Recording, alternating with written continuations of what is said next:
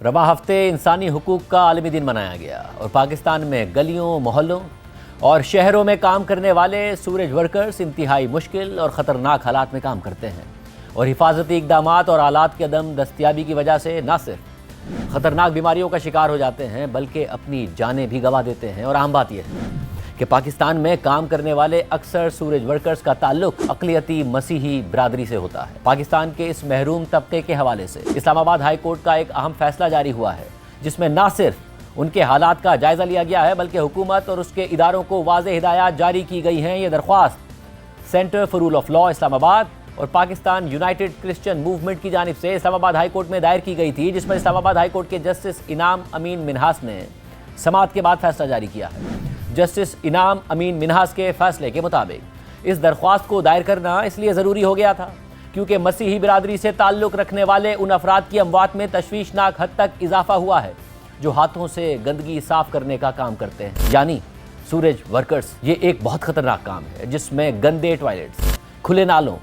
सूरज लाइनों, गटर और गड्ढों में इंसानी फजले को हाथों से साफ़ करना पड़ता है और इंतज़ाम संभालना पड़ता है। हिफाजती इंतजामात के बगैर सूरज का काम करने वाले मजदूर का मामूल है कि उन्हें ज़ेरे ज़मीन मौजूद जहरीली गैसों और शदीद बदबूदार धुएं का सामना करना पड़ता है जिससे उनका जिस्म मुतासिर हो जाता है, सांस लेने में दुश्वारी पैदा हो जाती है और वो होशो हवास भी खो बैठते हैं। इस सूरत हाल में सूरज वर्कर्स का पूरा जिस्मानी निज़ाम ख़राब हो जाता है या उनकी मौत तक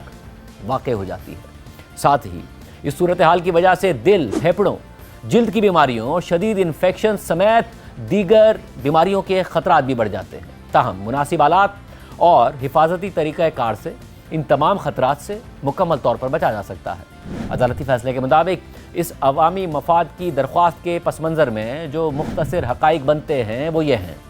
कि मसीही सूरज वर्कर्स की अमवात में तशवीशनाक हद तक इजाफा हो रहा है। अक़लियती हुकूक़ कमीशन की 2012 की रिपोर्ट के मुताबिक 1988 से लेकर अब तक 70 से ज़्यादा मसीही सूरज वर्कर्स की अमवात हो चुकी है, जबकि centre for law and justice के मुताबिक बुनियादी तौर पर हिफाजती सामान की अदम दस्तियाबी की वजह से 2019 के बाद से अब तक 10 से ज़्यादा अफराद जान की बाजी हार चुके हैं। वर्ल्ड वॉच मॉनिटर और national commission for human rights के मुताबिक पाकिस्तान की सिर्फ 1.5% आबादी पर मुश्तमिल होने के बावजूद सूरज से मुताल्लिक 80% से ज़्यादा मुलाजमतें मसीही अफराद के पास हैं। दरख्वास्त गुजार centre for rule of law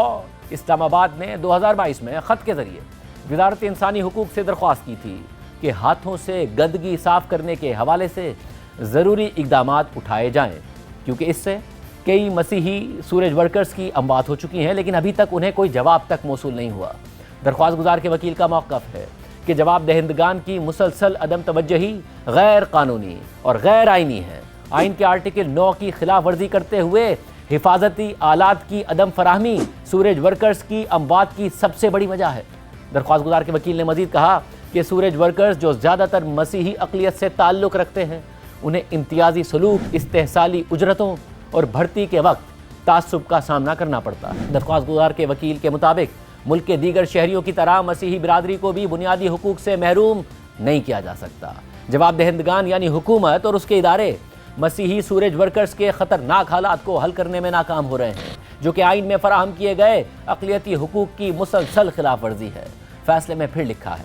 कि डिप्टी अटॉर्नी जनरल ने इस रिट पटिशन की मुखालफत नहीं की और कहा कि हुकूमत कौमी और बैनुल-अक़वामी कमिटमेंट्स और आइनी ज़मानतों के मुताबिक अक़लियतों के हुकूक के तहफ़्फ़ुज़ और फ़रोग़ के लिए पुरअज़म है। इसके बाद जस्टिस इनाम अमीन मिन्हास ने फैसले में मज़ीद लिखा, ये बात शदीद तशवीश का बाइस है कि हुकूमत पाकिस्तान और दीगर जवाब दहिंदगान ने अपने मौक़िफ़ में ख़ुद को इन मज़दूरों के तहफ़्फ़ुज़ के हवाले से किसी भी ज़िम्मेदारी से बरी करार दिया है। उनके बयानात से एक और परेशान कुन पैटर्न ज़ाहिर होता है कि कई वजारतें या जवाब दहिंदगान एक दूसरे पर ज़िम्मेदारी डाल रहे हैं और अपने नाम कार्रवाई से निकलवाना चाहते हैं और उनका ये रवैया कुछ बुनियादी सवालात उठाता है और वो सवालात ये हैं कि क्या सरकारी ओहदे का इस्तेमाल सिर्फ जिम्मेदारी से बचने तक महदूद हो गया है? क्या आइन तमाम शहरियों को बराबरी का तहफ़्फ़ुज़ नहीं देता? क्या सूरज वर्कर्स की ज़िंदगियाँ दूसरे शहरियों से कम कीमती हैं? फैसले में मज़ीद लिखा है कि सूरज वर्कर्स वो काम करते हैं जो पब्लिक हेल्थ और शहरी ज़िंदगी के लिए ज़रूरी है लेकिन उन्हें अक्सर नज़रअंदाज कर दिया जाता है। اور ان سے ایسے برتاؤ کیا جاتا ہے کہ جیسے وہ قربانی کے لیے بنے ہوں۔ یہ ریاست اور اس کے اداروں کی ذمہ داری ہے کہ وہ ایسا مؤثر نظام بنائیں اور نافذ بھی کریں جو سوریج ورکرز کی حفاظت کو یقینی بنائے۔ سوریج ورکرز کے ساتھ ایسی مشینوں کی طرح کا برتاؤ نہیں کیا جا سکتا جن پر زہریلی گیسوں کا اثر نہیں پڑتا۔ ریاست، اس کے ادارے اور کانٹریکٹ پر کام کرنے والے ادارے آئینی طور پر پابند ہیں کہ ایسے خطرناک کام پر لگائے گئے ہر شخص کی زندگی اور حفاظت کا خیال رکھیں۔ اور یہ معاملہ صرف مزدوروں کے حقوق تک محدود نہیں ہے، بلکہ پاکستان کے آئین میں فراہم کیے گئے برابری اور انصاف کے حقوق سے بھی تعلق رکھتا ہے، اور اس لحاظ سے اس مسئلے پر فوری اصلاحات ضروری ہو جاتی ہیں۔ فیصلے کے مطابق کوئی بھی قوم کبھی ترقی نہیں کر سکتی اگر وہ اپنے شہریوں کو ایسے خطرناک حالات میں کام کرنے کے لیے چھوڑ دے جہاں بنیادی حفاظتی سہولیات تک موجود نہ ہو۔ سوریج ورکرز کو ضروری حفاظتی آلات فراہم نہ کرنا، جو ان کی اموات کی سب سے بڑی وجہ ہے، یہ آئین کے آرٹیکل 9 کی خلاف ورزی ہے۔ یہ آرٹیکل انسانی زندگی اور انسانی وقار کے حق کا تحفظ کرتا ہے، اور یہ وہ حقوق ہیں کہ جنہیں اعلیٰ عدالتیں بارہا ناقابل تنسیخ، سب سے اہم اور برابری کے لیے ضروری قرار دے چکی ہیں۔ ریاست،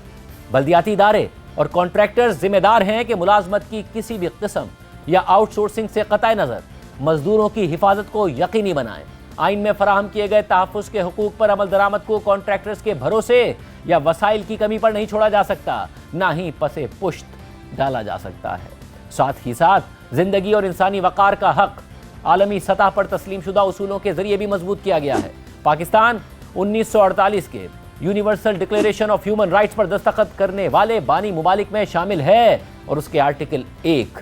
22 اور 23 میں بیان کیے گئے اصولوں کو تسلیم کرتا ہے، جو برابری، وقار، سماجی تحفظ اور کام کرنے کے منصفانہ اور محفوظ حالات کو ہر انسان کا بنیادی حق تسلیم کرتے ہیں۔ مگر سوریج ورکرز کے موجودہ حالات ان اصولوں سے بالکل مطابقت نہیں رکھتے۔ ایسے واقعات کا بار بار ہونا جن میں سوریج ورکرز کی جانیں چلی جاتی ہیں، یہ جواب دہندگان یعنی حکومت اور اس کے اداروں کی مسلسل غفلت اور عدم توجہی کو ظاہر کرتا ہے۔ فیصلے میں مزید لکھا ہے کہ یہ مقدمہ نظام کی ایک بڑی خرابی کو ظاہر کرتا ہے، جس کے لیے ادارہ جاتی ریسپانس کی ضرورت ہے۔ ایسے معاملات میں اعلیٰ عدالتیں انتظامیہ کو حکم دے چکی ہیں کہ وہ انتظامی اسٹرکچر کا جائزہ لیں اور اصلاحات کریں تاکہ بار بار بنیادی حقوق کی خلاف ورزی نہ ہو۔ موجودہ معاملے میں بھی ایسی ہی اپروچ کی ضرورت ہے تاکہ سرکاری ملازمتوں سے متعلق تمام پالیسیز آئین کے مطابق ہوں اور مذہبی وابستگی کو دیکھے بغیر ہر شہری کو برابری، حفاظت اور احترام کا حق دیا جائے۔ جواب دہندگان کی مسلسل غفلت اور عدم توجہی بنیادی حقوق کی خلاف ورزی ہے، اور اس لیے اس حوالے سے حکم جاری کرنا ضروری ہے، کیونکہ کوئی بھی سرکاری ادارہ آئینی ضمانتوں کے خلاف عمل نہیں کر سکتا۔ فیصلے کے مطابق مذکورہ وجوہات کی بنیاد پر یہ درخواست منظور کی جاتی ہے، اور جواب دہندہ نمبر 1 یعنی حکومت پاکستان کو حکم دیا جاتا ہے کہ وہ وفاقی اور صوبائی وزارتوں اور دیگر سرکاری اور نیم سرکاری اداروں کو ایک آفیشل سرکولر جاری کرے کہ وہ مزدور جو ہاتھوں سے گندگی صاف کرتے ہیں یعنی سوریج ورکرز، انہیں فعال حفاظتی سامان، گیس مانیٹرنگ ڈیوائسز، وینٹیلیشن کی سہولیات اور فرسٹ ایڈ کا سامان فراہم کیا جائے۔ حکومت اور دیگر ادارے یہ بھی یقینی بنائیں کہ سوریج ورکرز کے حوالے سے نجی ادارے بھی اسی طرح کے حفاظتی طریقہ کار پر عمل کریں، جبکہ وزارت قانون اور انصاف کو حکم دیا جاتا ہے کہ وہ نئی قانون سازی یا موجودہ قانون میں ترمیم کا عمل شروع کرے تاکہ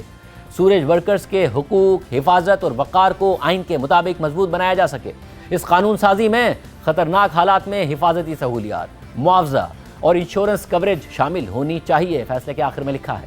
کہ تمام فریقین کو ہدایت کی جاتی ہے کہ وہ 2 ماہ کے اندر مذکورہ ہدایات پر عمل درآمد کے حوالے سے ڈیپٹی رجسٹرار جوڈیشل کے سامنے تفصیلی رپورٹ جمع کرائیں۔